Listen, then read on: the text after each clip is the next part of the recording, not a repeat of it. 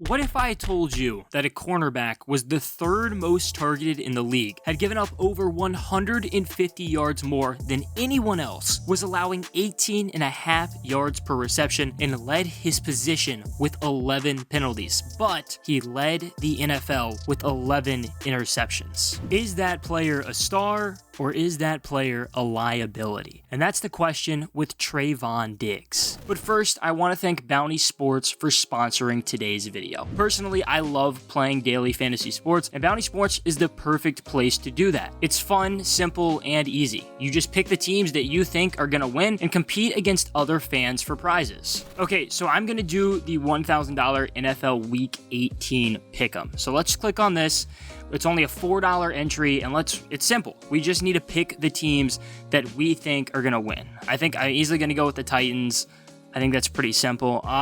This one's tough. I'm going to go with Washington just because the Giants don't really have a quarterback, and I'm a Washington fan. Pittsburgh Steelers, Big Ben in his last game. I feel like that kind of needs a storybook ending to end. The Buccaneers and the Panthers. The Bucs are still fighting a little bit, so I'll take the Bucs, the Browns, and the Bengals. That's tough. That's going to be no Joe Burrow and no Baker Mayfield. So I'm still going to go with the Bengals just in case they do play some starters. Let's see. Falcons and Saints. That's a tough one. I'm going to go with the Falcons. I don't know where to go with that one. Bills, I think, are still playing at least for something. Colts and Jags. Colts need a win. Patriots and Dolphins. I feel like the Patriots are just going to find a way to win. They always do, even if it's not an important game. They find an interesting way to win. Packers, Lions. I feel like I have to go with the Packers. It doesn't matter who the Lions play. I don't think they can beat the Packers. Vikings, Bears. That's an interesting question. Last game of probably Zimmer's era against Justin Fields. I think maybe Fields gets some good feeling going into next year with a win over the Vikings. Chargers, Raiders, that's a very big game. I believe that is one of the biggest games of the day, actually. And winner goes to the playoffs, I want to say. I am going to go with the Chargers. I got a lot of faith in Justin Herbert. 49ers and Rams. Niners fighting for a playoff spot. Rams, I think, are in. I'm going to go with the Niners. I think they're going to be playing hard. I think they have a lot to play for. I think they can get it done. And Seahawks, Cardinals. I think I'm going to go with the Cardinals, even though they have, the season's pretty much over, so this can be a weird week. But that's what I'm going to roll with. I feel pretty good with these picks. I think I got a good shot to get, we'll see. We'll see how well these do. If they do awful, you can roast me in the comments. Congrats, you're now enrolled. Sweet, so I'm good to go. As you can see, it's super fun and super easy to use. And if you join today, you can actually play in the same contest that I just played in. Plus, if you click the link down below and use our code JDP5, you get a free $5 credit and you don't even need to do a deposit. Again, click the link down in the description and use our code JDP5 and let's play some daily fantasy sports together. Thanks again to Bounty Sports for sponsoring this video, and let's get right back. Trevon Diggs' stats are just a confusing mess. There's a lot to dissect, and some numbers work in his favor, and a lot don't. With the way social media is now, you can bet on Cowboys fans to cherry pick specific numbers to make Diggs look elite. On the other hand, Diggs' haters, or Cowboys haters, also known as literally everyone else in the world, they're gonna cherry pick their own stats to make him look bad.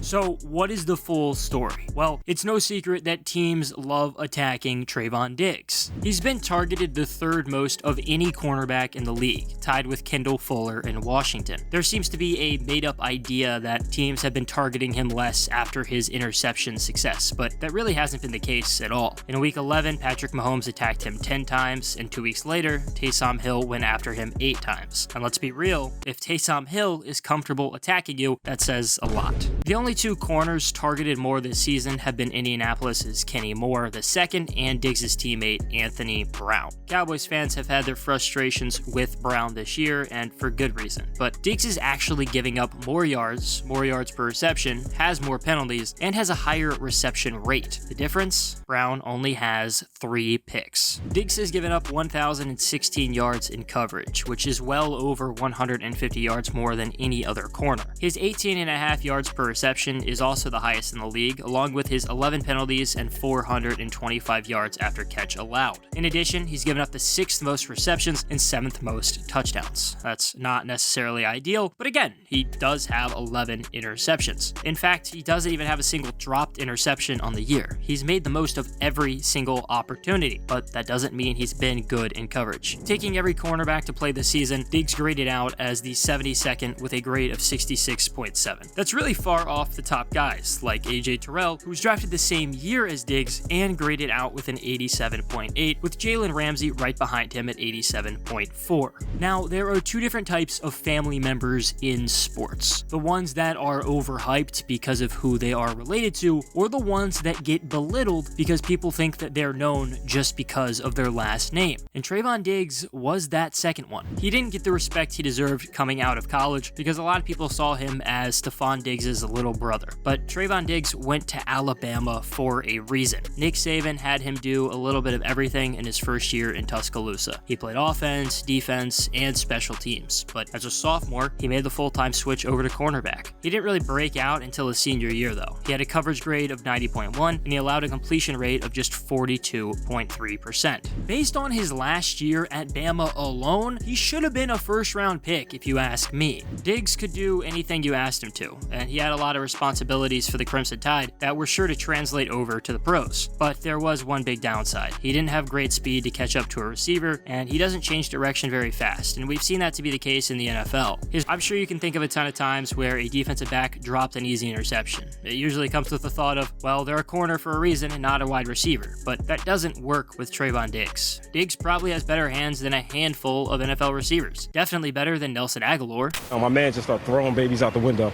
We was catching them. Unlike Aguilar.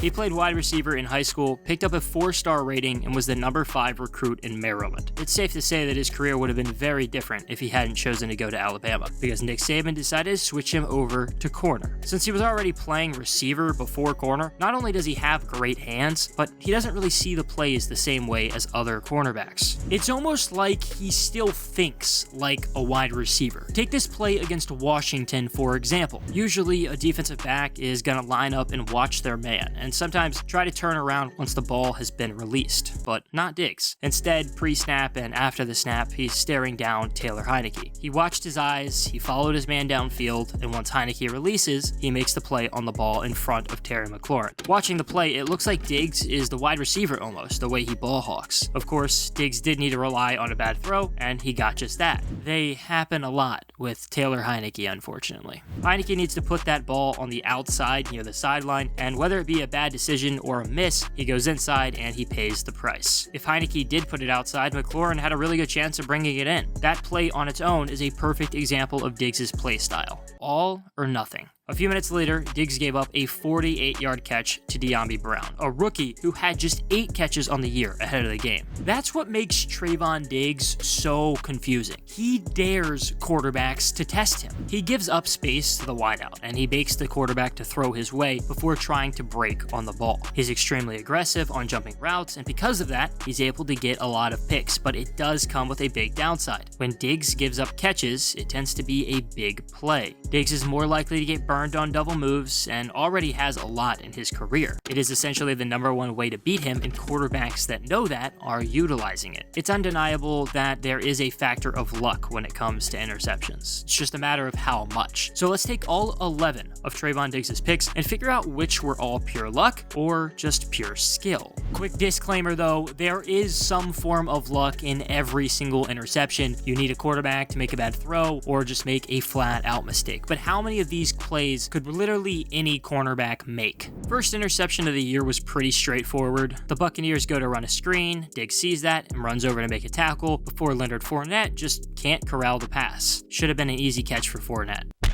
Next week, Justin Herbert misses his guy just behind him, and Diggs makes a very impressive diving catch. You're not going to find a lot of cornerbacks who are able to make this play.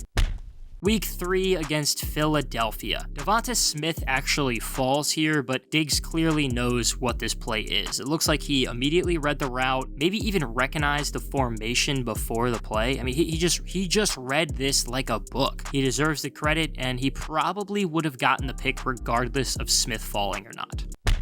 Next week against the Panthers, this is one of the rare times Diggs isn't staring down the quarterback. Instead, he's able to break on the pass, and he kind of tips it up to himself and brings it in. Again, not something many corners are doing, at least successfully.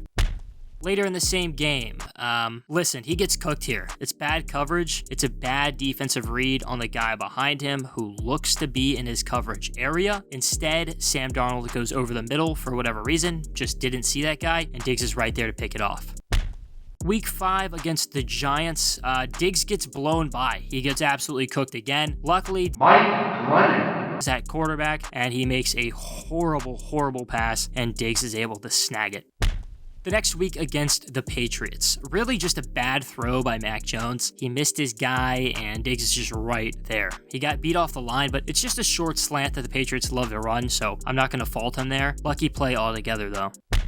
Week 10 against Atlanta. Again, a blown coverage. I'm not really sure what Diggs saw here. Somehow there's a wide open guy along the sideline that he probably should have picked up. And then for whatever reason, Matt Ryan goes to Kyle Pitts, who also for the most part is actually wide open. So Diggs really wasn't able to cover either one of these guys. He gets kind of caught in the middle. And it's just an awful pass by Matt Ryan, and Trevon Diggs is able to grab it. Against the Saints in Week 13, Taysom Hill just takes way too long to throw this ball. He had a bit of a window, he waited, and threw a pick, one of his 4 on the day. Hard to say that there was any kind of special play by Diggs right there. 2 weeks later against the Giants, one of 3 picks on the day, and this is just bad. This is an awful throw, an awful play. It was doomed from the beginning, and Diggs didn't do anything that any other corner wouldn't here. And his 11th pick of the season was the play I already talked about when Diggs just read Taylor Heineke like a book and was able to jump Terry McLaurin's route. Some of these are obviously going to be up for debate, but as far as I can see, I have 7 in the luck column and 4 in the skill column. There were a few really lucky picks where he did play fantastic coverage. There were also some plays where he made a great catch, but then he got burned really bad. In terms of his boom or bust play, I can't help but only think of one player that he really reminds me of, and that's Jameis Winston. He was a wild card in 2019. He led the league with 5,109 yards and threw for 33 touchdowns. Both great statistics, but he also led the league in interceptions with 30.